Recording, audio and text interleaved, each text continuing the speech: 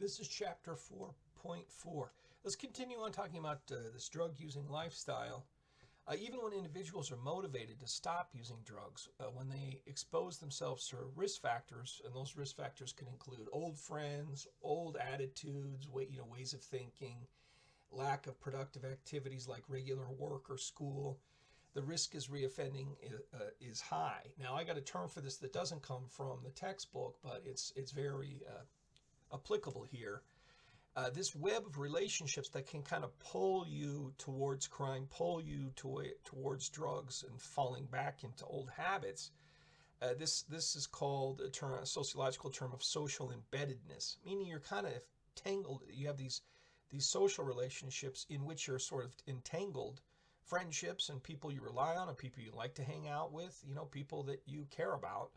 That these relationships and with people can keep you where you're at or pull you back to where you used to be. And so that's an important part of understanding this drug using lifestyle and why it tends to have a certain stability over time, lasts over time. Because this web of relationships will tend to kind of keep you where you're at, or keep, another way of thinking of it, as a path that you're on, keep you on the path that you're currently on. The trajectory is another term that you'll see used in criminology as well. So we know that's important, especially for people who are struggling with drug dependencies, is that these old entanglements, these webs of social relationships can pull you, make it difficult to escape your drug dependency. Now, they talk about different models. The first one here is the enslavement model. Individuals become forced into a life of crime and drug abuse, either because of social situations such as poverty or from a personal condition such as a physical disorder. Criminal activity and drug abuse exist together, arising from a common adverse set of circumstances in one's life. So this is basically kind of a hardship model, or a deprivation model, that if you come from a harsh, deprived background without, that's lacking in a lot of positive opportunities, that you may sort of find yourself, and especially if you've got certain challenges, difficulties, individual difficulties that make it a real challenge to escape from these negative forces, that you might get pulled on this path towards criminality and drugs, and that they kind of, again, go hand in hand. They're sort of appear in the same social circumstances together, and so you see the drugs and the crime, going hand in hand in this, in the that individuals involved in one are likely to be involved in the other. So it's kind of a strong terminology here to talk about enslavement, and to use terms like becoming forced into the life. But again, the idea here is that disadvantage can lead to problematic, troubling adaptations, a lifestyle which is not the most positive. Another model, deep predisposition model. According to this model, drug abusers have already been involved in criminal behavior prior to initial drug use. A predisposition towards criminal activity is increased by the fact that criminals exist in social subcultures which drug use is readily acceptable and encouraged. So here you have kind of a model that the crime comes first, the criminal activity, and it really be delinquent activity. When you're a fairly young kid, you kind of get in trouble.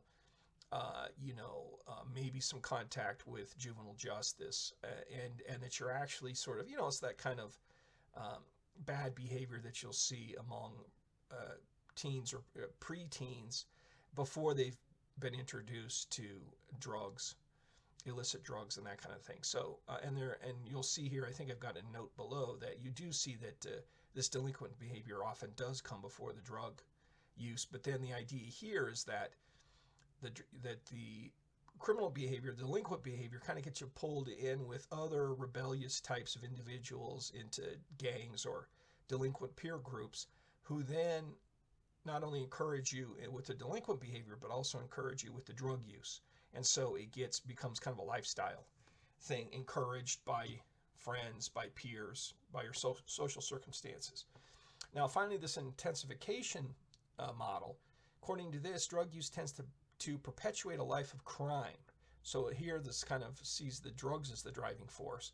Criminal careers have already begun in the life of the individual, but the degree of criminality is intensified by one's involvement with drug use. So, so again, it might be that drug dependency drives you further into crime. The need to get quick cash to pay for drugs. This is a potential here where drugs are driving thing, or maybe you're getting pulled into the drug gang, where the potential profit, the possibilities of getting money quick from drug dealing may pull someone further into this world of drugs. In this case, more the focus is selling it. Now, I realize that a lot of these people who are selling are using the drug as well, so it's not like it's one or the other. Now, this intensification model, it can account for two basic conclusions that come out of the research. Number one, that criminal careers typically begin prior to drug use, so typically the crime comes first, but it's a little bit misleading the way that the textbook puts it. Criminal career makes it sound like, something a grown-up is doing. The criminal behavior first begins typically among children, among they may not even be teenagers yet, but certainly by the early adolescence, these kids are already committing crimes, and then the drug use and heavy drug use or drug dealing comes later. So don't be misled by this term criminal career. We're really talking about early delinquency that's starting the ball rolling here. So just keep that in mind. I'm using the textbook's terminology, criminal career, but it's kind of misleading though. And number two, criminal activity declines substantially during times of drug abstinence. So here you can see some evidence that there indeed is kind of a causal connection, where if you can set the drugs aside,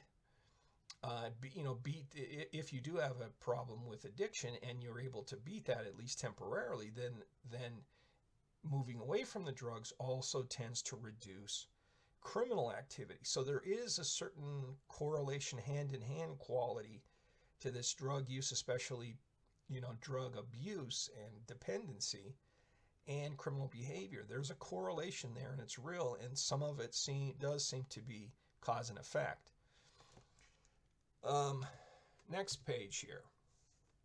Research finds a strong correlation between drug use and drug delinquency. So strong, drug use is often blended with other behaviors to create delinquency scales. So what we're saying here is if you're doing a study on a group of teenagers and you ask them, have you done X, Y, and Z crimes, and then you ask them have you done X, Y, and Z drugs, you find really high correlations among these questions. If they say yes to one, they're very likely to say yes to another.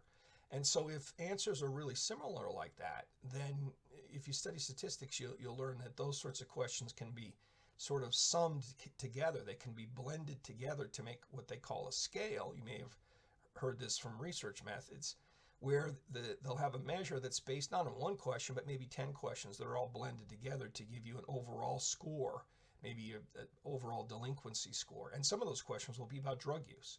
So that just shows that these things go hand in hand so much that they will, in the statistics, blend them together because they're strongly correlated. Research shows that up to half of both perpetrators, up to half of both the people committing violence, but also victims of violence, are intoxicated at the time of crime. Usually we're talking about alcohol here. It could be other drugs too, but more than anything else, it's a legal drug, it's alcohol, up to 50%. So that shows the important, correlation anyway between alcohol and other drugs too. I'll use alcohol again as the leading example because it's the biggest one. But this could be true of some other drugs too, especially, and I'll hold off on other types of drugs for a moment here. But that's a big number, up to half. That shows that alcohol and violence, there is definitely a correlation there. Concerning drugs and crime, the problem with statistical data is that cannot tell us what is causing what. That's kind of, at the end of the day, it's hard for us. We can come up with these theories and explanations and things we've been going over in this chapter, but based on stats, it's kind of hard to know what's causing what. It's much easier to know that if you see this, you tend to see that, that there's a connection, a correlation, that they for some reason go together a lot. Not all the time, but they go together a lot. And so that's easier to say than what's causing what, because it's a limitation of our data. Do drugs, okay, so then they kind of get towards the bottom line here, these major questions. Do drugs cause crime? Of all psychoactive drugs, either legal or illegal, the drug with the highest potential for causing aggressive and violent behavior is alcohol. That's from the textbook. I absolutely agree with that. The circumstances tend to be psychopharmacological. Big word there, just meaning that the alcohol has an effect on your brain, and your brain controls your behavior, so the alcohol's influence in your behavior. So yes, alcohol does appear to contribute to be a big deal when we're talking particularly about violent crime, about violence. Most of the criminal offenses that are associated with illicit drugs are related to either cocaine, either crack cocaine, usually crack cocaine over powder, but it could be powder too, heroin, and methamphetamines. And the circumstances tend to be economically compulsive. Yeah, these drugs can occasionally have this pharmacological effect where they're affecting your brain and then your behavior. But I might be over concluding a little bit here, so don't quote me on this, but it seems to me that the evidence tends to point towards if a drug is going to affect your behavior, affect your brain, it's probably going to, other than alcohol, it's probably going to be most of the time going to be these drugs that crank you up, stimulants that crank up your system, and that would be cocaine, that would be crack, that would be meth. So you can think of, we'll get into talking about sort of uppers and downers and that kind of stimulants, that sort of thing. But it's the stimulants, it's the things that crank up your system that are probably going to have a psychopharmacological effect, on the brain. But a lot of these crimes, say for example like heroin, which tends to make you really sleepy and peaceful and not prone to be violent. Well, if you need your heroin and you're really, really addicted to it, well, you might be willing to go out and commit some violence, commit some crimes to get money to pay for that expensive drug that you feel that you need so badly. So they have a point here when they're saying that these harder drugs, a lot of times these harder drug users are committing crimes to get money, or to get the drug one way or another by any means necessary. And you can see here, this is just from the textbook that shows how often the drugs are in the system of somebody who gets arrested. These are male arrestees. People have been arrested for various crimes in U.S. cities. Now you can say, oh, that's old data right there. I included this one even though it's old data because some things don't change from year to year. Certain patterns stay stable, and this is an example of one. It doesn't really matter what year you're looking at.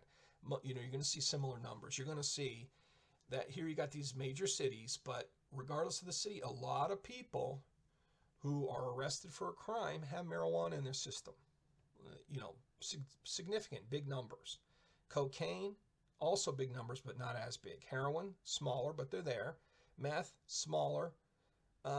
Multiple drugs, if you're talking multiple drugs, then that's those numbers are pretty significant there. So, but you can look at what's the takeaway from this graph? Well, you can see that marijuana has the highest numbers. And you can say, well, what's going on there? Because marijuana, we don't really think of that as being the type of drug that would cause somebody to commit crimes. It's, it kind of has a kind of a mellowing effect on people. So what's the deal here? Well, again, this is an example of how drugs and crime often go together hand in hand, but it's not necessarily that the drugs are causing you to go commit those crimes. Now, if you're committing those crimes out of addiction, yes, but again, marijuana is not famous for driving people to go out and commit, violent crimes or whatever, desperate crimes to get money. So, what this does suggest is that there's this deviant lifestyle that a lot of criminals use drugs a lot along with committing crimes, but it's not necessarily that the effect of the drugs is causing the criminal behavior. Sometimes yes, but sometimes no. I'll stop right there and we'll continue on in the next segment.